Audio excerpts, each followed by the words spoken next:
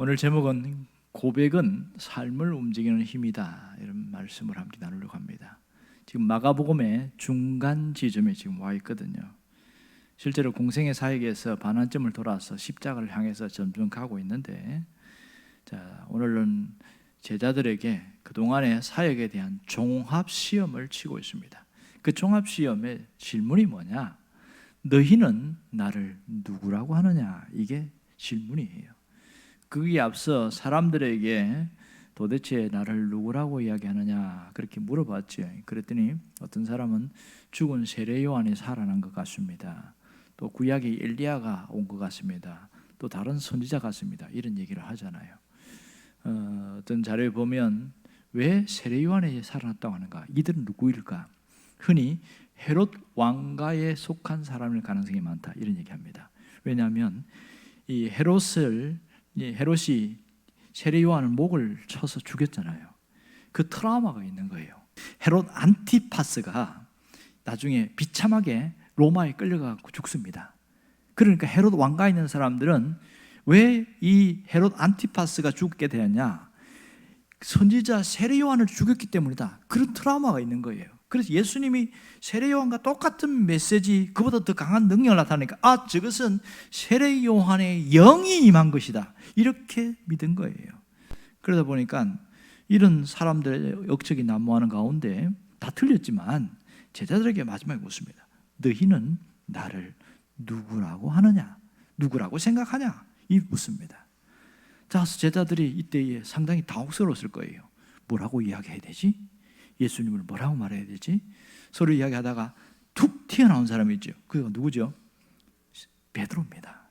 베드로가 유명한 신앙 고백하죠. 오늘 뭐라고 그랬습니까? 주는 그리스도이십니다, 이런 얘기합니다. 이 신앙 고백이 마태복음에 또 한 번 나와요. 같은 얘기를 저자가 다른 관점에서 썼다고 그랬죠. 마태복음에는 좀 더 세밀하게 이야기합니다. 마태복음 16장 16절에는 주는 그리스도시요 살아계신 하나님의 아들이십니다. 이 말을 듣고 주님이 너무너무 놀란 거예요. 깜짝 놀란 거예요. 그러면서 바요나 시몬아, 이것은 네 머리에서 나온 게 아니고 성령께서 너를 통해서 이렇게 입술을 통해서 나타낸 말이다, 이렇게 이야기합니다. 이 성령의 감동으로 이렇게 한 거죠. 그러니까 자기가 머리가 아니라는 걸 아는데, 어쨌든 굉장한 칭찬을 하고 그 이후에 한 일이 뭡니까? 천국 열쇠를 너에게 맡기겠다, 이렇게 말합니다. 천국 열쇠를 맡기겠다. 그러면서 음부의, 지옥의 권세, 음부의 권세가 너를 건드리지 못하게 할까? 이 엄청난 복을 받습니다. 자, 그러면 여기서 우리가 주는 그리스도시요, 이것이 뭐냐는 거예요. 주라는 것이 무슨 뜻일까? 여기서 지금 주라고 한 단어가 여기 의미가 상당히 깊어요. 왜냐하면 지금 이 지역이 어디냐? 저 북쪽에 있는 가이사랴 빌립보거든요. 가이사랴가 두 군데 있는 거 아시죠?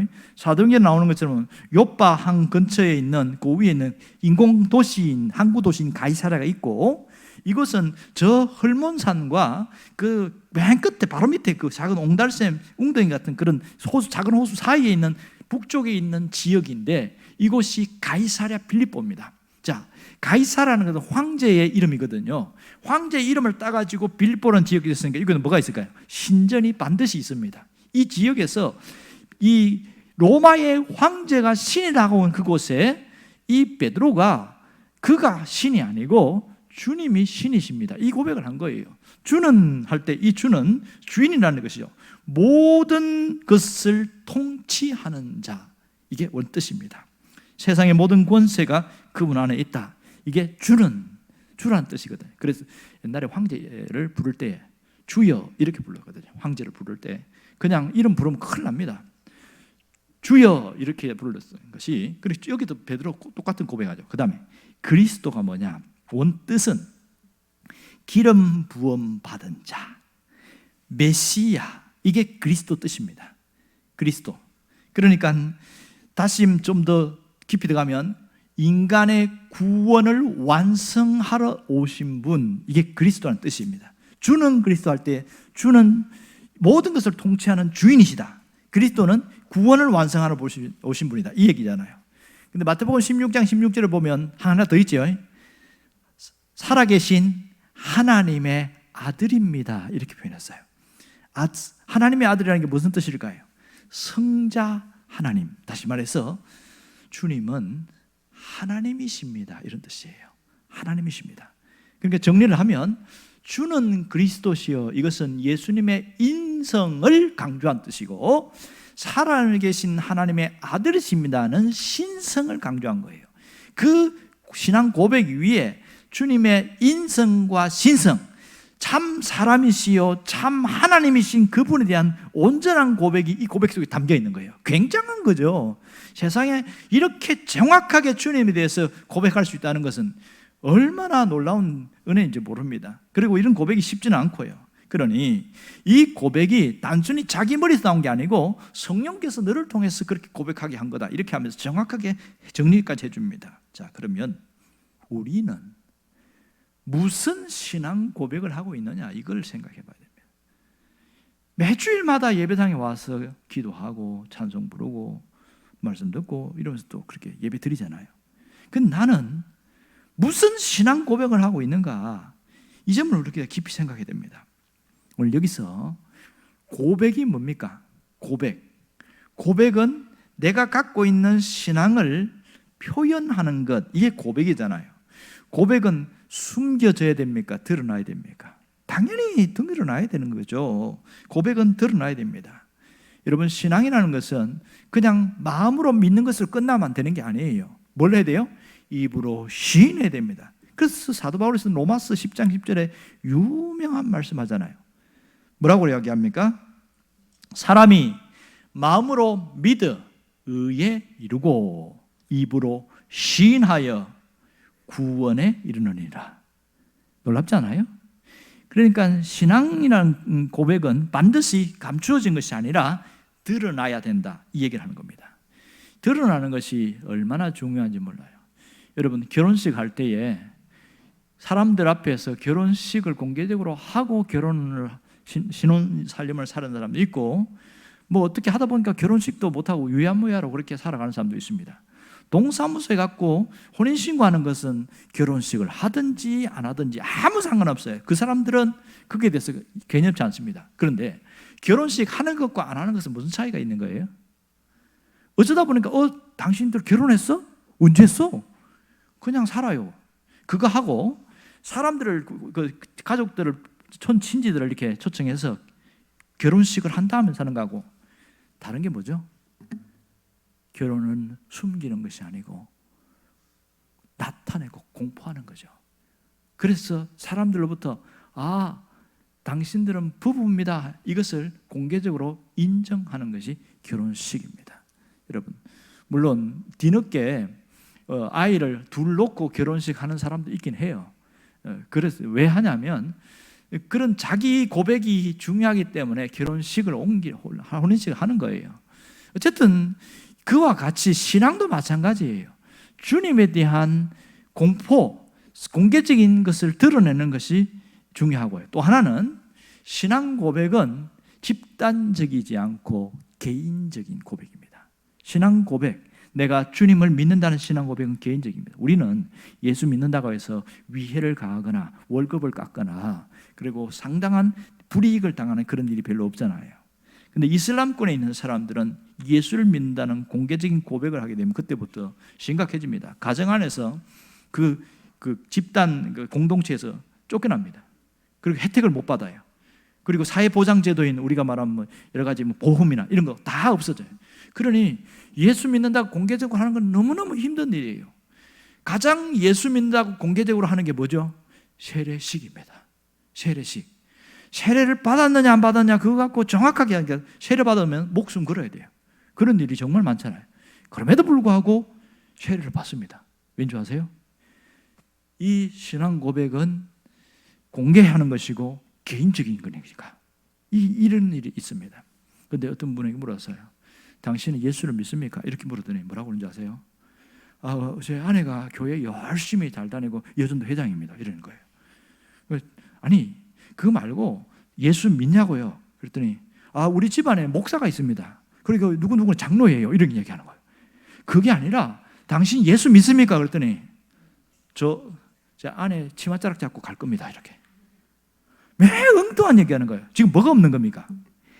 개인적인 신앙 고백이 없는 거예요. 이 사람 예수 믿는 사람이에요, 아니에요?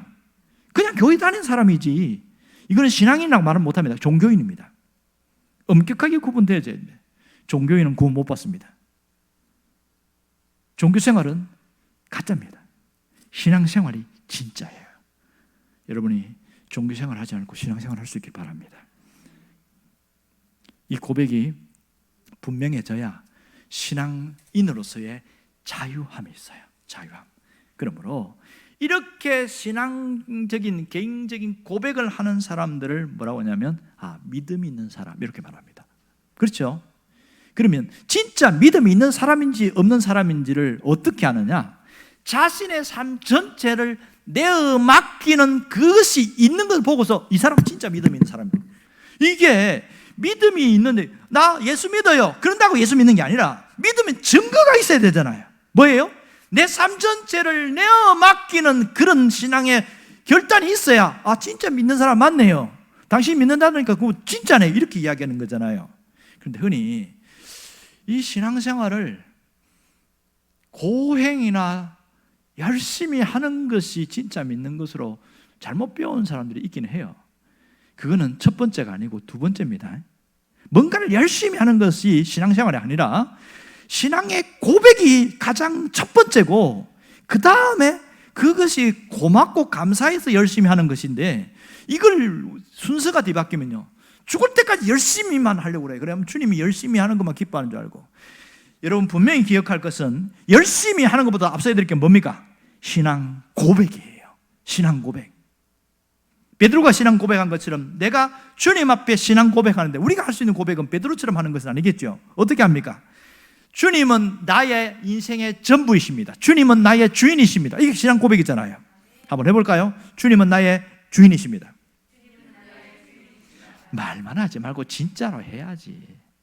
어떤 분이 산에 올라갔어요. 제가 종종 쓰는 예화이기도 합니다만은 이 사람이 가다가 자기 혼자 가다 낙엽을 밟았는데 헛디뎌가지고 거기가 움푹 꺼진 거예요. 푹 내려가고 그렇게 떨어지게 된 거예요.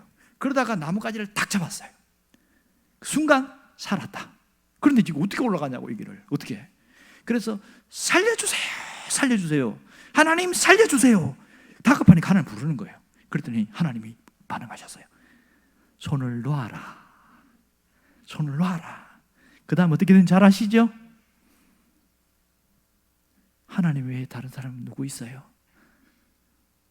이 사람은 신앙 고백이 분명한 사람인가 불분명한 사람입니까? 가장 절박한 순간에도 하나님이 아닌 다른 사람을 찾고 있는 거 보세요. 평소에 신앙 고백인 사람은 살아도 주를 위해 죽어도 주를 위해. 그래서 손 놔버리는 거죠. 손 놔버린 거예요. 하나님이 죽이려고 손 놔라고 했을까요? 살려고 했을까요? 살려고 한 거지. 우리가 이런 정신이 없어. 가장 절박할 때 내 생각에는 누군가 밧줄을 잡아 내려가지고 끌어올려줘야 된다고 한 게 내 생각이야. 그런데 하나님은 네가 붙들고 있는 그 손을 놔라 이렇게 이야기합니다. 그럴 때 하나님 외에 다른 사람 없어요?